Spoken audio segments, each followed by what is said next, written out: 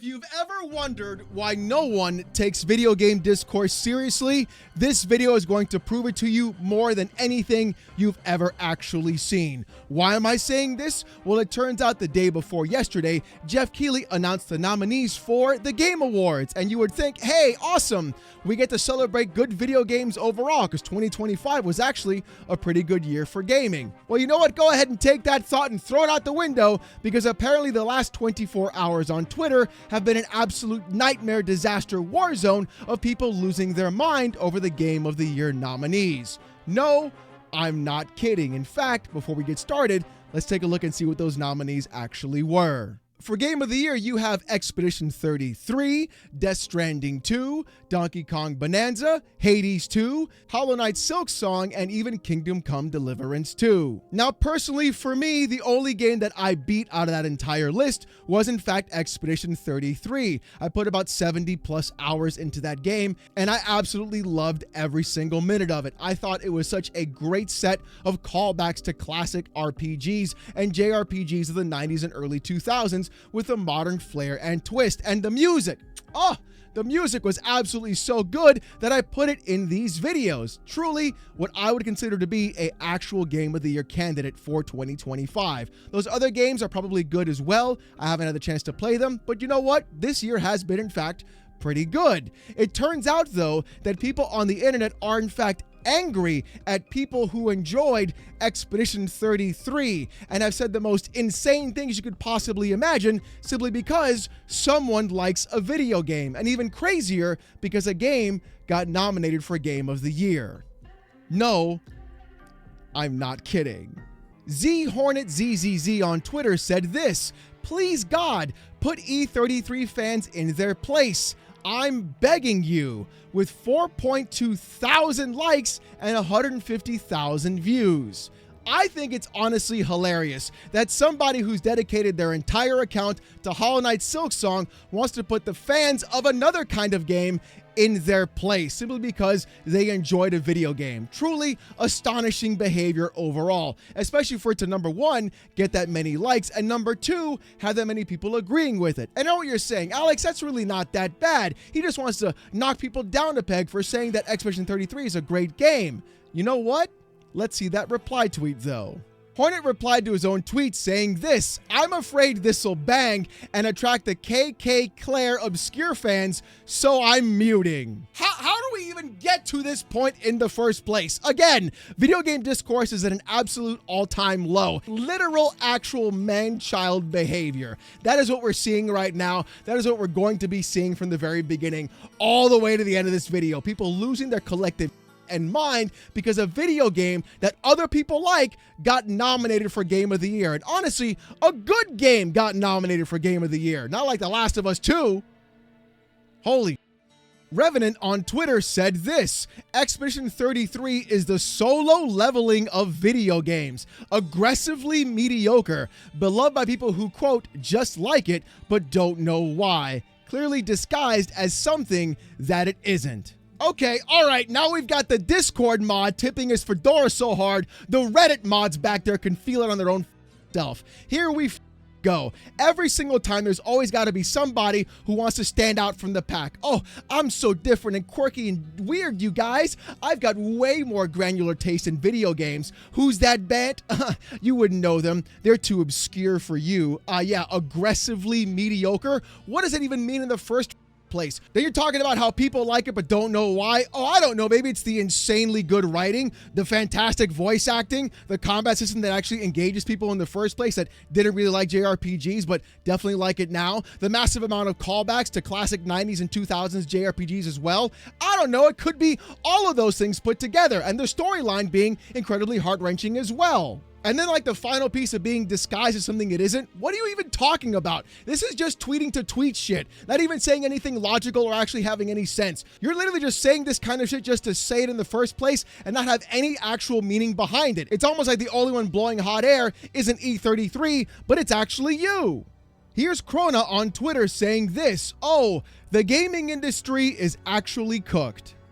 I fail to see how the gaming industry is cooked when a game that was made by ex-Ubisoft employees went out and decided to make a brand new IP, go ahead and have a fantastic game on its own, sell the game for $50, also be on Game Pass, not give any monetization practices, not try to screw the consumer or customer, give a full complete product in one single package for one price, and then at the same time have that game actually be good. How is the industry cooked at all whatsoever? I fail to see this kind of logic happen in any sense of the word. Games like E33 should be the standard going forward. The game is done. The game didn't need expansions. It didn't need day one passes. They didn't charge you $70 or $80 for it, and it came complete out of the box. What? And it was good. How is the gaming industry cooked in any sense of the word? But of course, actions have consequences. Krona quote tweets Paul Tassi after he said, "What is wrong with people?" And Krona says this, "Oh, so that's why I've been getting harassed." No. We're not going to sit here and play the victim now. "Oh, you guys, I just sent a tweet saying the industry is cooked over a video game and I'm the one getting harassed now." No, you're getting criticized for your bad take. More than likely, you probably never even played the game in the first place. You just wanted to be a contrarian and different. Guess what? Now you get to reap what you so, congratulations, you played yourself. Here's Hatsu Chud on Twitter saying this: "Israel GPT, please generate me a spiritually Israeli video game that us IDF soldiers will play and reject any valid criticism about the game. I will begin immediately on generating a video game series only Israelis will love. Robot emoji, Israel emoji. Your game is Clair Obscure Expedition 33. I don't even know how any of this. They're French, brother. They're French. Where are you getting spiritually Israeli from? What are we doing here, bro? How, what? I can't. 12,000 views, 282 likes. 200 plus people, bro. We're like, yeah, yuck. I can't, dude. This one game, one JRPG, J, by the way, not J. That's how it's because it's French. Literally is going around and having people lose their absolute collective minds, creating this on Twitter because they don't like the game that they probably never even fucking played. Here's Kieran on Twitter saying this: "Hi, Swifties. We need your help. Sources close to the Game Awards say Expedition 33's development team boycotted the fate of Ophelia due to their love of Kanye West. Please help us prevent E33 from winning Game of the Year by voting for Death Stranding 2 on the beach." This is like the third tweet trying to correlate E33 to everything. Oh my God, I'm losing it. I'm actually losing it. This can't be a real thing. That 200 plus likes again, brother. What? Okay, hold on. I have to look at this Twitter account. There's something just seems off about it. Why would they want Death Stranding 2 to be Oh God, that's an Ellie profile picture. It's a PlayStation fanboy. No way. No.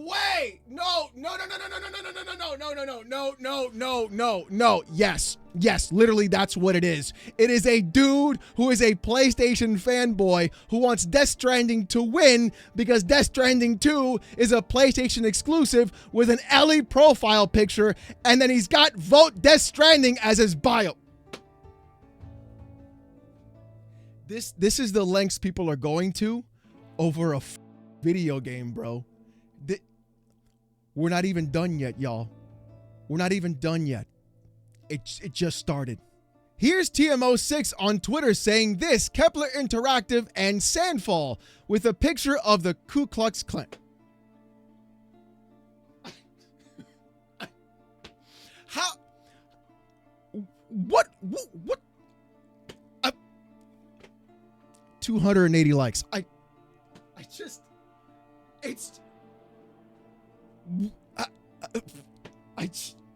This is real. This is an actual tweet. You can go to their profile and see it right now. That's exactly what they tweeted. All of this for a video game, y'all. This is the first time in my life I've actually been like speechless about the entire thing. They're French! They're fucking French, bro! What? Mara on Twitter said this: you know, it's really a shame that this game exclusively gets talked about like that, because I'm sure it's fine and nice and probably really good even, but every time someone opens their mouth about it, it's the largest ball-sucking competition I've ever seen in my life. Holy shit. Clearly, your tweet showed you didn't play the game, because you're saying you're probably sure it's fine and nice and pretty good, which means you didn't play it. Maybe if you'd play it, you'd be like, wow, this game is really good too. Maybe it's a game that touched a lot of people who weren't into the genre. Maybe it's a game that got people into the genre in the first place. Maybe it's just a really great story with good acting and good visuals. And maybe it's the fact that the game was honestly completely done and released in a complete package for a good price of $50. How about that? Maybe that's why people are talking about it all the time. Instead of just yapping on Twitter and being a fucking coward and locking your replies, you wouldn't have this problem in the first place, because clearly you know you were in the absolute wrong if you decided to do this. And that's why you did it, because you know you were gonna piss people off and you did it on fucking purpose. Way to go, clown. Honk, honk.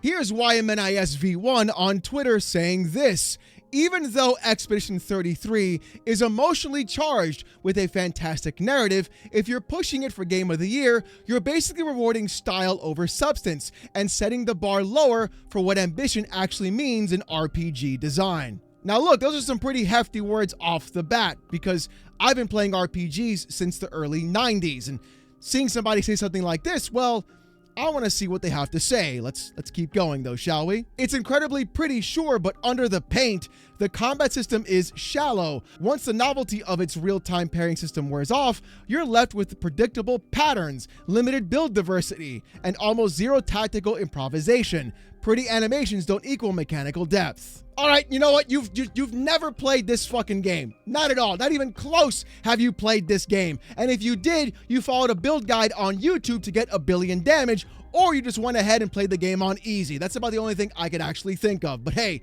let's keep going. It sells itself as philosophical and poetic, but the writing rarely moves beyond fortune cookie existentialism.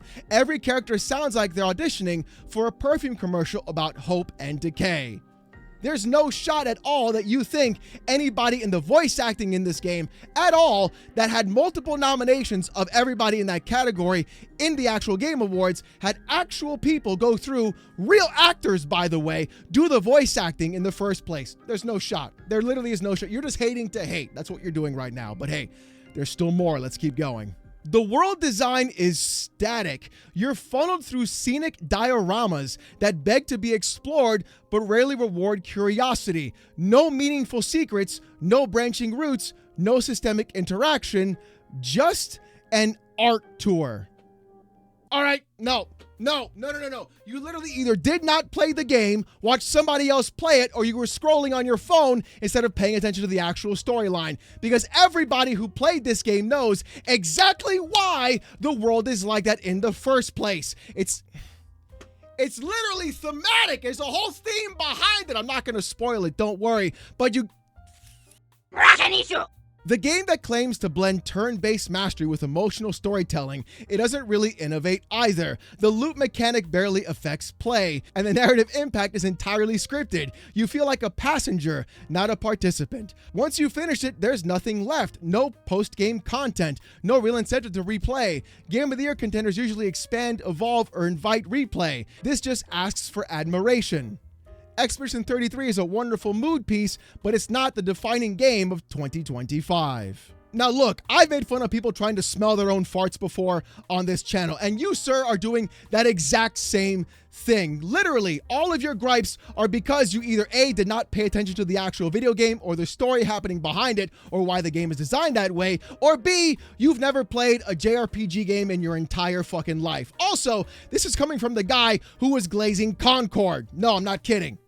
That's this guy. This is the dude glazing Concord, trying to tell other people why E33 shouldn't be Game of the Year. Hey, wait. Literally, I can rest my case on that. absolute insanity on the entire level. Now look, we've seen some really insane things happening about video games before, especially the Game Awards on this channel. But to see so many people literally crash out, say the most insane things, calling other people and developers racist because of a video game, really is the most insane thing we've seen in a very, very long time. We're seeing PlayStation fanboys try to call in for Swifties. We're seeing other people just say the most horrendous shit possible, and then not even playing the fucking video game at all.